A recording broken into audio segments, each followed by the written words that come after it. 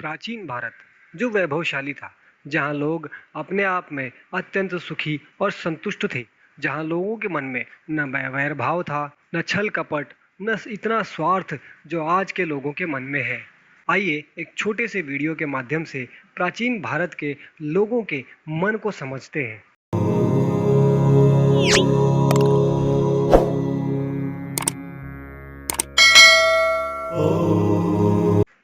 हल खींचते समय यदि कोई बैल गोबर या मूत्र करने की स्थिति में होता था, तो किसान कुछ देर के लिए हल चलाना बंद करके बैल के मलमूत्र त्यागने तक खड़ा रहता था, ताकि बैल आराम से यह नित्य कर्म कर सके। यह आम चलन था।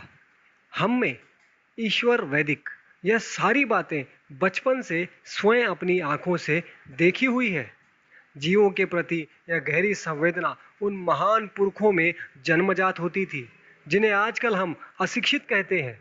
यह सब अभी 30, 40, 50 वर्ष पूर्व तक होता रहा है। आज भी कुछ जगहों पर हो रहा होगा। उस जमाने का देसी घी यदि आजकल के हिसाब से मूल्य लगाएं तो इतना शुद्ध होता था कि 2000 रुपए किलो तक बिक सकता था।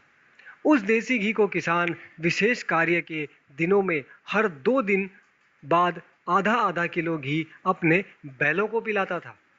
टिटरी नामक पक्षी अपने अंडे खुले खेत की मिट्टी पर देती है और उसको सेती है।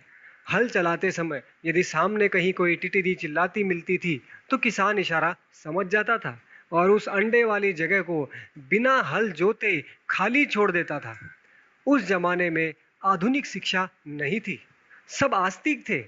दोपहर को किसान जब आराम करने का समय होता था, तो सबसे पहले बैलों को पानी पिलाकर चारा डालता और फिर खुद भोजन करता था।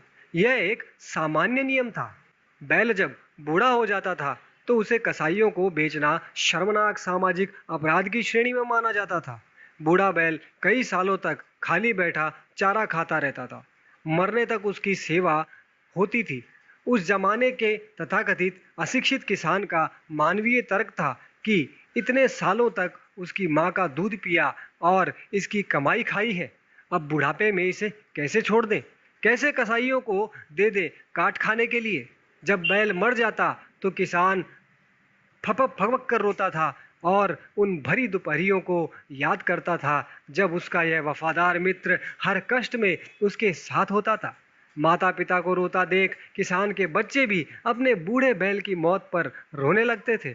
पूरे जीवन काल तक बैल अपने स्वामी किसान की मूक भाषा को समझता था कि वह क्या कहना चाह रहा है। वह पुराना भारत इतना शिक्षित और धनाढ्य था कि अपने जीवन व्यवहार में ही जीवन रस खोज लेता था। वह करोड़ों वर्ष पुरानी संस्कृति वाला वैभवशाली भारत था। वह अतुल्य भारत था। आजकल हर इंसान दुखी और तनावग्रस्त है, क्योंकि वो अपनी संस्कृति और संस्कारों को भूलकर स्वार्थ में लिप्त हो चुका है। आइए पुनः हम सुखी और संतुष्ट होने की कोशिश करें, लेकिन ये तभी संभव है जब हम पुनः अपनी संस्कृति, अपनी सभ्यता को समझेंगे, उसकी ओर लौटेंगे। जय श्री राम, वंदे मातरम, भारत माता की जय।